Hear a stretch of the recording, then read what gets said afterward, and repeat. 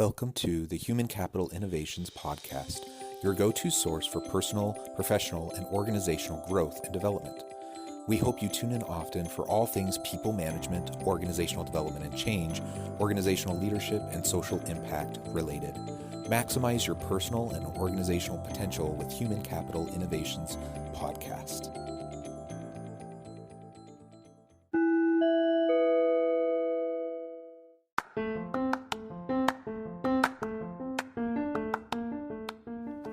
Welcome to the Human Capital Innovations Podcast.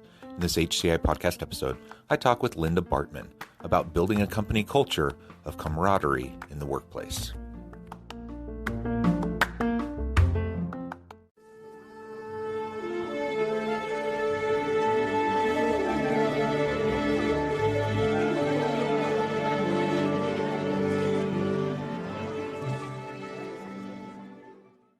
Linda Bartman, welcome to the Human Capital Innovations Podcast.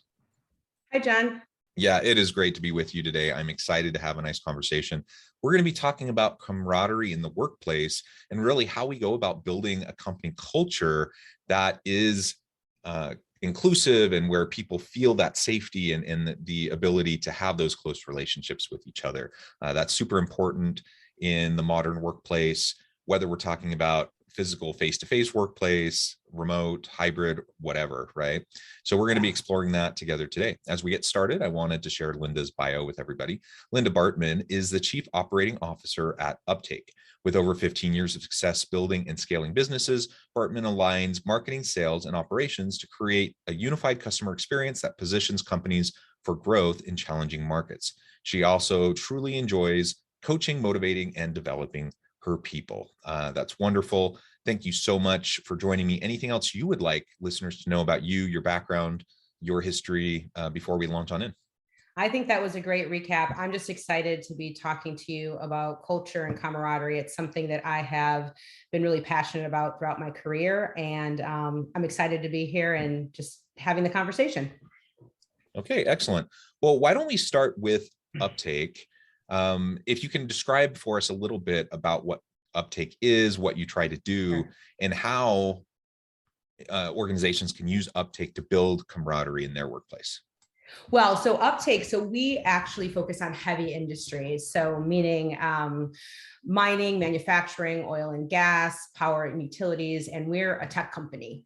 And what we do is take underutilized data and we help these different industries operate more efficiently, effectively, everything through how the machines run to how processes run. And that's what our business does. Now, Uptake has been around for 7 years. And so one of the things that I've been doing with our leadership team over the past year or so is doing exactly what you're talking about, building camaraderie. We're scaling and building that business. So wanting to make sure as we went remote too, that we are doing the right things to really engage our folks in the right way. That's great. And can you start to describe for us a little bit about what you are doing at Uptake to build that camaraderie? And like you said, I mean, the pandemic really caught everyone off guard. There were some companies that were already completely remote and virtual. I suppose they probably had the easiest go of it because they didn't have to make the huge transition overnight. But most organizations had to have that transition. They had to have more remote people or at least some sort of hybrid arrangements. And it's one thing to build camaraderie and culture when you're all together in the same space. It's something altogether different when we're trying to do it and people are distributed perhaps across the world and we're never actually in the same room together. We're just connecting over Zoom, Teams, whatever. So how have you tried to do that over the past year? Well, and interestingly enough, when I joined in January, we were remote. So I had a complete remote onboarding. Which is the first time I had ever gone through that. And then obviously as a growing company, we're onboarding folks remotely all the time. And we made the decision early on that, we were going to now start to really hire people across the US, not so much worry about having a central hub somewhere, just because the pandemic gave us that opportunity to do so. And we could get great talent across the board. And so, I think when you talk about camaraderie, it's how you set the tone in your organization.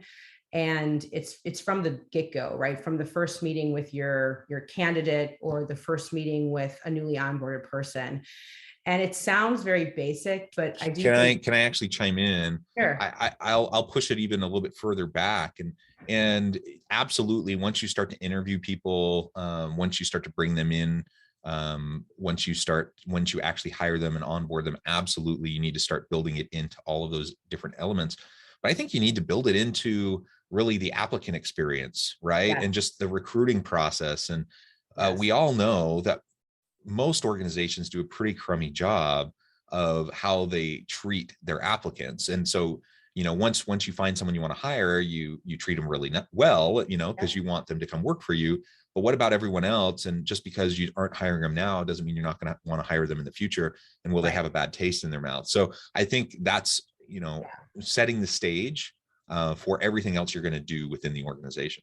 Yeah, we totally agree. And we've been really focusing on that applicant experience. And to your point, which is a great one, is anyone you talk to now, even if it's not the right role today, you're building relationships. And in a way, it's anything like you do with sales, right? You're cultivating relationships, and you want that person to know who you are, because something can change down the road, and you want to bring them into your culture. So yeah, we really start from that point. And then, even in the onboarding, there's nuanced things I always like to say, but we have onboarding classes of folks that we start remotely. Obviously, we have a breakfast or a lunch, and we try to always do these icebreakers. And icebreakers, it's a common thing. Everybody does them. But I think, the types of questions that you ask to an employee really does set the stage for how you operate as an organization.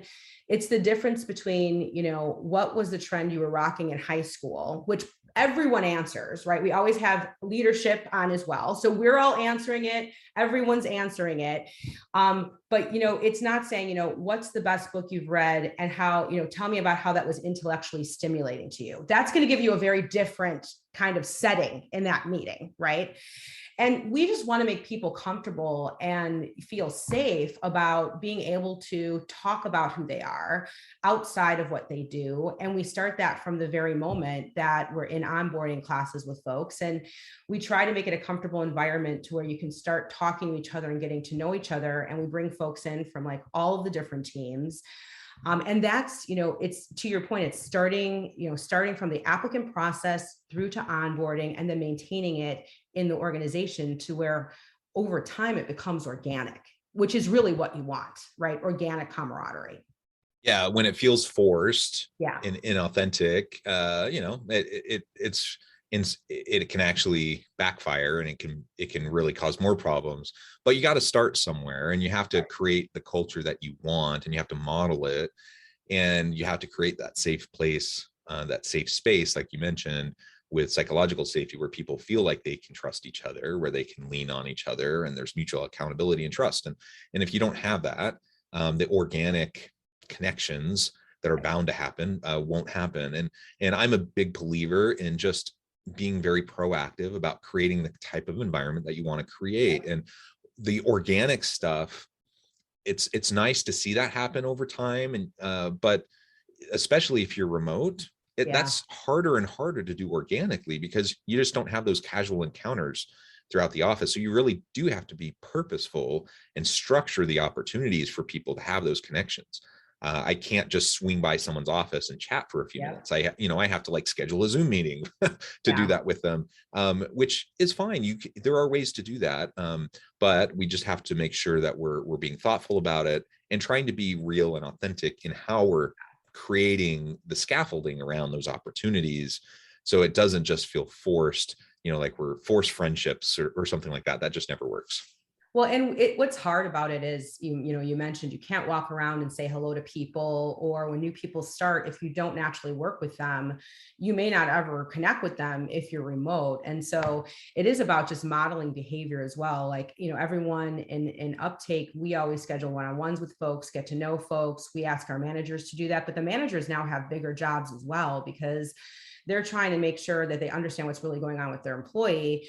They're also trying to, encourage their employees to meet other people that they naturally wouldn't work with, so that they can build those relationships.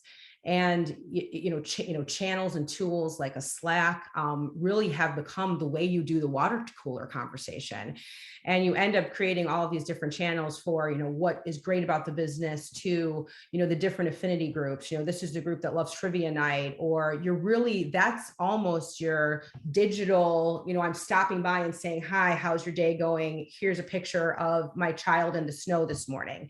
And you're trying to use those channels to really, authentically connect with folks, which can be difficult because you don't know who you're missing all the time. So you're trying to make those connections, but then over time you build friendships, and it kind of stems from there. Yeah. Pre-pandemic, one of the things that one colleague of mine did that was just very proactive, I was very impressed. She's not a extrovert by any stretch of the imagination, but she decided early career, she decided she just needed to get to know people and build her network. And so she decided every day she would just go approach someone different to have lunch with. Yeah. And, sometimes it's a little awkward, and sometimes people are busy and they say no, but for the most part, it's worked out fine, and people are gracious. And then over time, you just start to get to know everybody. And once you kind of have that initial icebreaker moment where walls break down a little bit, then it's easier to have those organic conversations and to build trust over time. And so that's something that she did. Now, during the pandemic, of course, we're a lot of people aren't in the physical office space. You're not able to go have like actual lunch with people, but everyone still needs to eat. So right. You can still schedule a Zoom lunch and say, hey, this is my time, I'm going to eat. Hey, anyone want to jump on a Zoom with me and we can just eat and chat? Yes. Those types of things work just fine. And so as long as we are being thoughtful and creative about what we want to try to accomplish, there's no reason why we can't still build that camaraderie within our team, even when we're distributed, even when we're remote. Yeah, that's really true. And it's funny. It's before, when we weren't all remote, we would always turn the camera off when we ate because, does the camera need to be on my face when I'm eating food? But now everyone, to your point, we have breakfast together, we have lunch together, and we try to do some of that stuff. And you don't want the video to get in the way of it.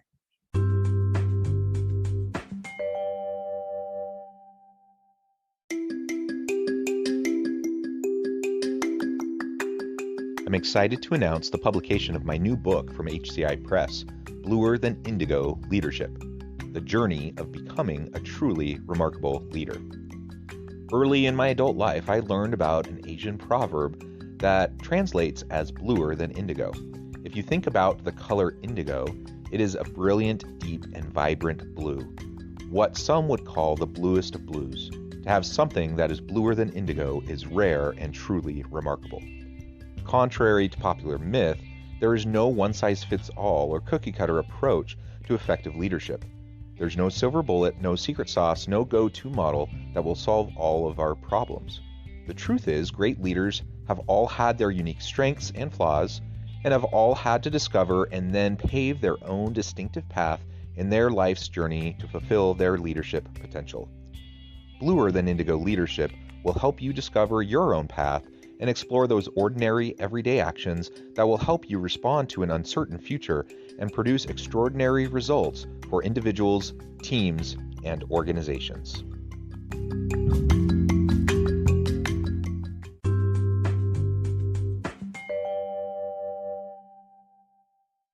Yeah, absolutely. Absolutely.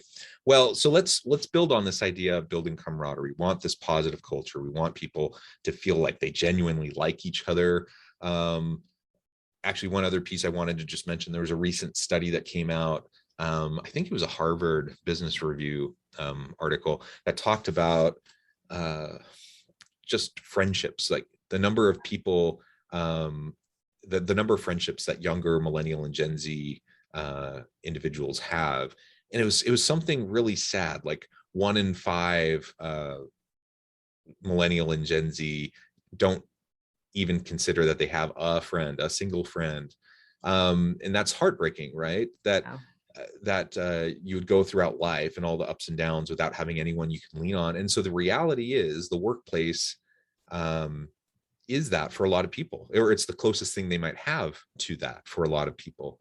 They may not have family and friends at home to unload on or to decompress, from their workday when they get home. They may need that opportunity to just have people they know and trust and care about at work. And so it's just one more reason why camaraderie is going to be important, especially for the younger generation. That seems, it's kind of this interpersonal crisis, I think, that we have, that we're trying to figure out. So now with all the camaraderie elements in place, that's certainly one way we can approach this great recession and attracting and retaining good talent.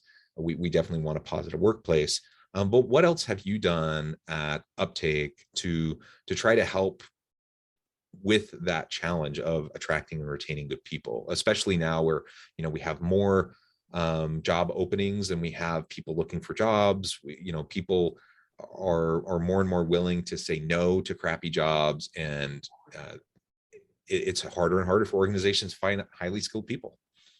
Yeah, I think it's a combination of a few things. I mean, first, it is talking to candidates about the intangibles and then trying to communicate that out in different forums like on LinkedIn and Glassdoor, trying to really showcase your culture across the places where candidates go and see, do I want to work here? Is this a fit? And it's also about, for us, I mean, we're a tech business. So, when we're recruiting folks, they're interested in the type of work we're doing. Is it cool? Will I like to do it? And will I have fun doing it as well? And the different generations have different motivations. And so you do really need to understand what that motivated, what the talent is really looking for. Are they looking for a challenge? Are they looking for a place where they do feel safe and they haven't felt like they have a voice before? So it's a number of intangibles, along with just talking about the work, talking about the vision, and selling the vision. And I think because the job market today, I mean, obviously it's a candidate's market. With the conversations we're having, they are choosy about who they're working with. And so they ask a lot more questions about culture. They ask a lot more questions about the type of work. And so to the extent that we can project that on the different channels that they're looking at for who they want to work with, we do. But also it is talking about who we are, why we do what we do, and that they're coming into an organization that truly does want to be invested in the person outside of work as well as inside of work. And then you come in and you feel that experience from the beginning. And that's what we've really been building. To be clear here, we need to make sure that we're not just saying the right things, but that we're doing the right things, because right. You might be able to say all the right things and make it look really great, and you attract really good people and you get a really nice diverse workforce and everything. And then people get into the actual environment and they realize, wait a minute, there's a little bit of a bait and switch going on. I don't like this. This isn't actually inclusive. This isn't fun. This isn't psychologically safe, whatever. And then they bolt and they have options. Like people right now just aren't willing to work for a crappy boss. They're not willing to work in an unhealthy environment. And so we can't take those things for granted. We have to treat our people well and recognize that they do have options. So let's not just talk the talk, which is important. We need to say the right things and frame things the right way, but let's make sure that we're actually walking the walk, doing what we say we're going to do, that we hold our leaders accountable to create those good types of atmospheres that people can thrive in. And that will give us a much better chance at both attracting and retaining good people. It'll help us build our employer brand, so that people know that we're like a destination organization. Like people want to go work there. It's a privilege to work in your organization. That's the kind of reputation that we want. Yeah, and I think to just attach it to business performance, is important as well. So we want the energetic, the passionate workforce, the workforce that loves to work with, their colleagues, but also, there are certain kinds of companies, and I've worked for them in the past, that really pit people up against each other competitively. And I've wanted and built organizations and helped to build organizations, and in Uptake's case, where we want everyone to work together to solve the problem. And when you have an organization that does have an underlying framework of camaraderie and respect and trust, you get the less finger pointing, you get more, I want to solve this problem with you because I have a relationship with you, and because, we can solve this together and I feel accountable to you, not my boss necessarily. necessarily, who you also feel accountable to, of course, but I don't want to let you down because I know you, I know who you are. And I think that's a really, it's a really interesting thing when you look at camaraderie and what it does for business performance. And it really just helps all around because people are energized about the problems they're solving, energized about who they're working with. And it just helps the whole business get uplifted. So let's talk a little bit more about the transition in the workplace. The workplace continues to evolve. As we move into the future of work, we have more disruptive technologies. We have things like a pandemic. We have economic upheavals and societal upheaval. There's all these different things that play, all these external drivers of change in the workplace and in relation to the future of work. What do you see as some of the biggest challenges for companies, any company really, but also specifically at Uptake, in terms of having that really great culture as we move into the future of work? Yeah, well, too, I think people now with all of that, those external factors, you see burnout, you see people feeling they're not in control, there's stress mechanisms. I think there's no magic bullet to what solves for this. I think it is really understanding, how do you communicate and really have your talent really connect with what you're doing as a business. And you have to recruit, you have to tell your story, but you also have to be way more empathetic than I think we used to be as leaders and as folks who are looking for talent, and almost more observant and sensitive than you used to be in business. I mean, in business, you've always wanted to have some kind of empathy, but today they're dealing with such other factors. If you aren't a culture that really does try to connect with the person and have that empathetic ear and really understand on a day-to-day level, what's happening with your employee base, and it's different whether you're a new mom, whether you have elderly care, whatever your case, you really need to understand those dynamics and the generational dynamics a little bit more. And you have to train up your managers and your leaders in the organization too, to really be able to retain and work differently, I think, than we're used to. I mean, if you were on a board meeting 3 years ago and your doorbell rang and you were at home, that was just, that was the worst thing. I mean, today you can be, having a conversation on a great podcast, and you can have 2 children wrestling behind you, and that's just kind of become the norm. So you also have to switch what you believe the norm is, because it's just all changed, and you have to change with it as a business.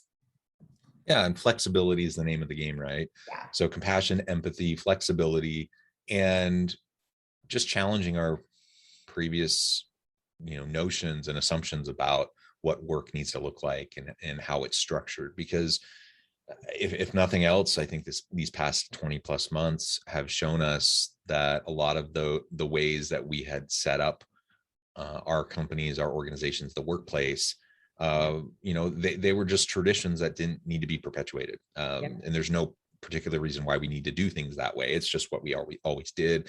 And this has given us an opportunity to recognize, to step back a little bit, take a fresh look, recognize those things that just aren't necessary.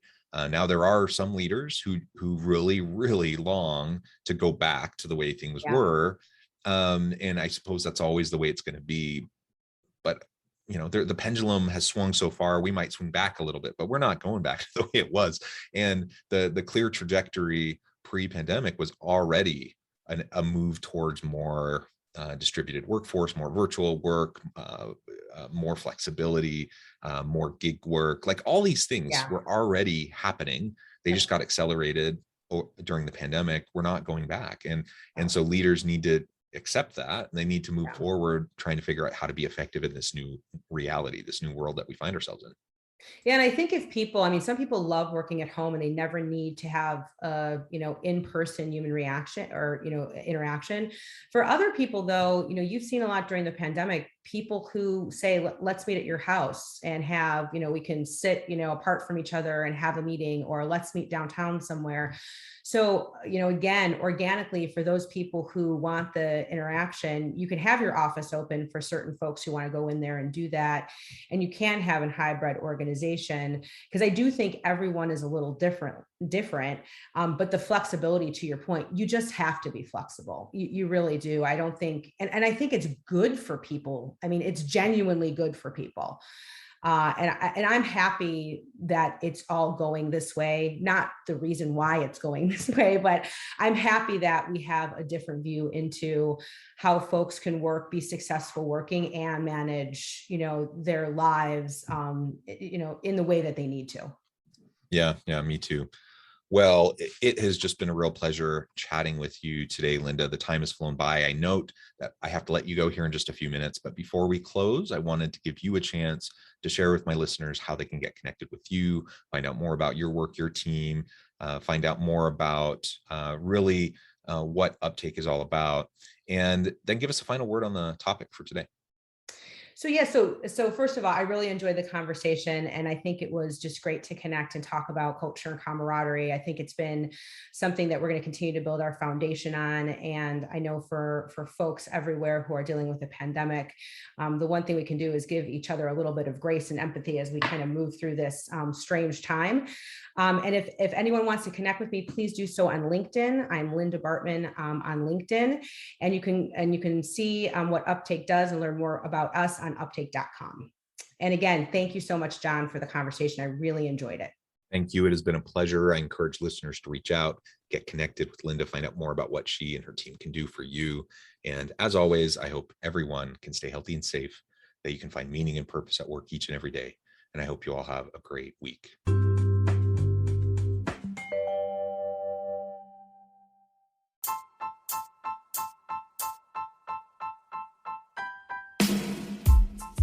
The alchemy of truly remarkable leadership. Ordinary, everyday actions that produce extraordinary results. Consider how the nature of work has shifted over the past 50 years.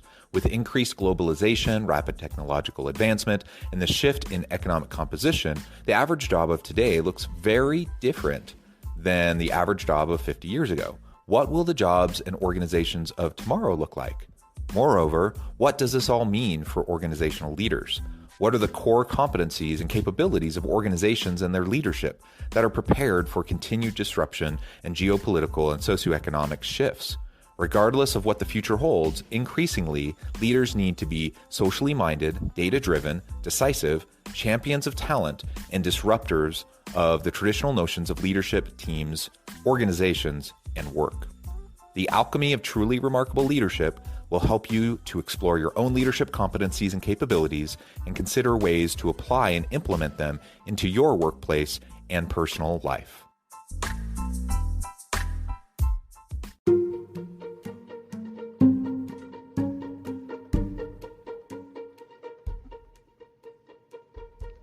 Check out Human Capital Innovations magazine, Human Capital Leadership. Human Capital Leadership is a free, interactive e-magazine with the mission to help individuals, leaders, and organizations find innovative approaches to maximize their human capital potential. We publish issues quarterly in August, November, February, and May. Take a look at the latest issue and let us know what you think.